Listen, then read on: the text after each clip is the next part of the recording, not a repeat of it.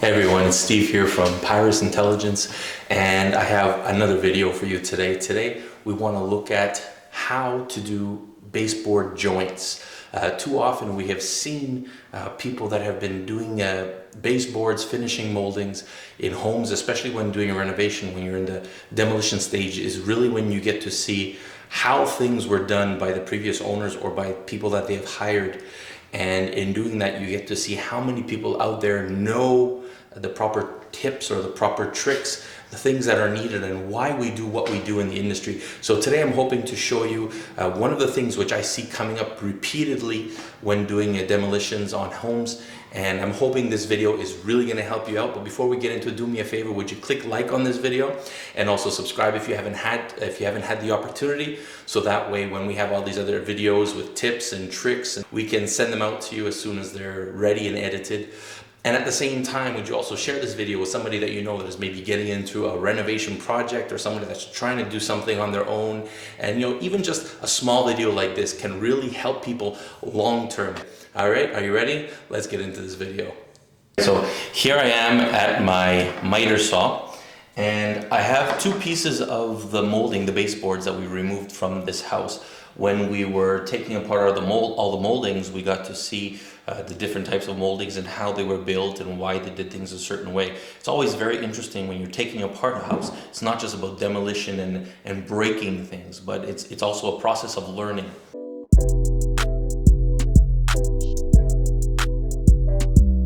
And so I want to show you what we found in this house, which you see in many homes. And I have two pieces here. They're two pieces that I had lying around, but these are actually how the joints were done in this house, so I want to show you that right here. You see this joint right here? Well, this is one edge and this is one edge. Both of them, as you can see, are cut at a 90-degree angle. Okay?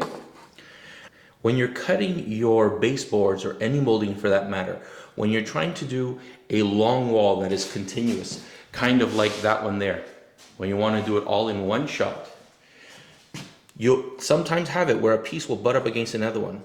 Please, please, please, do not do just a straight cut. That is called a butt joint, where one butts up against the other. What you want to do is you want to cut your baseboards in such a way that the bottom is angled, so that way the other one, also cut at an angle, can overlap on top of the other one. That way, when you nail this one together, it prevents the other one from lifting out in the future. It keeps them together. And then in the joint, what you will want to do is either put in a glue or a caulking, and that way it will also seal the joint together. I want to show you how to cut the baseboards using the miter saw.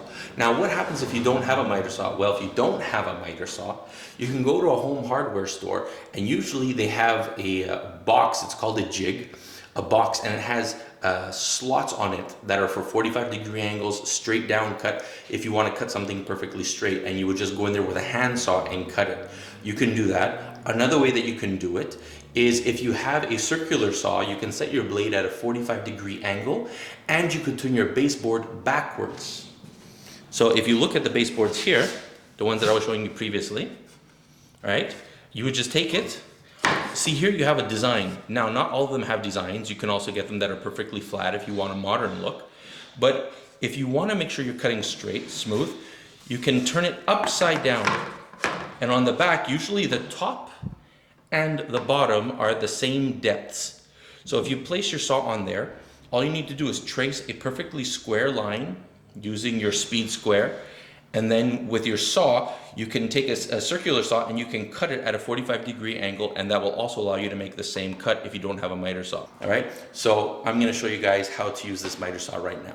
All right, so the first thing I want you to be aware of is that on the saw, you will have degrees written on it. That allows you to turn your table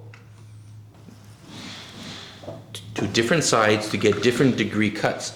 So if my piece is straight, I can control what I want my angle to look at, or what I want my angle to look like. So if my piece is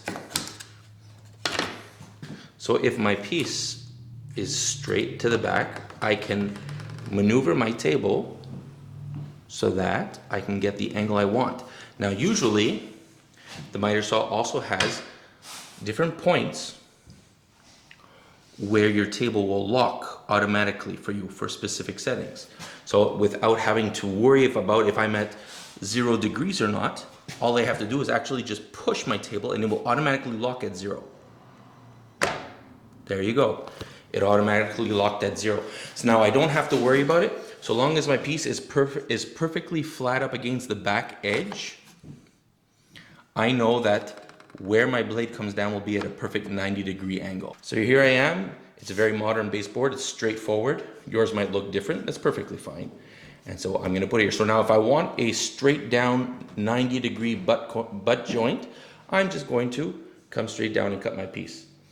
If I want to cut it so that way I prevent it from lifting off the wall, I'm going to tilt my blade 45 degrees to the side. Now you'll notice at the back, mine's a little bit dusty from use, you will notice you also have degrees at the back, telling you the degree of angle of your blade. And here as well, you will have 45 degrees, which is where I'm set. These ones, the degrees on this side are for when I put my blade to the opposite side.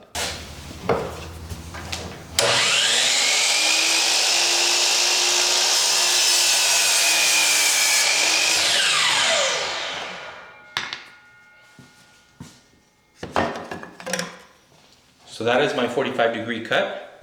If I take another piece that I've already cut at 45 degrees, as you can see here, they line up. So that way when I put it on the wall, this one here with a nail will lock into this one and it will prevent this one from ever lifting up so the joint stays together.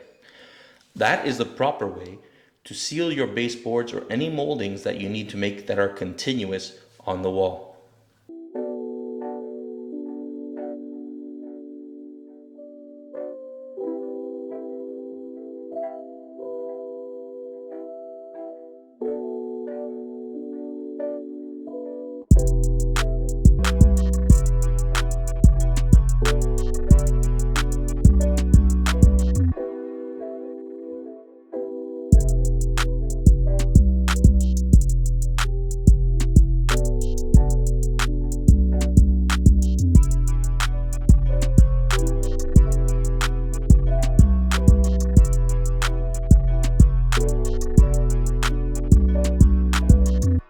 Well, that's it for this video, everybody. I just wanted to take a moment just to show you that quick suggestion. And I know it's going to help a lot of people who've wondered, you know, do I just put it right up against each other? No, this is the right way to do it. So just once again, trying to help you build better. And I hope to see you in the next video. Stay tuned. It's coming out soon. It's going to be a good one.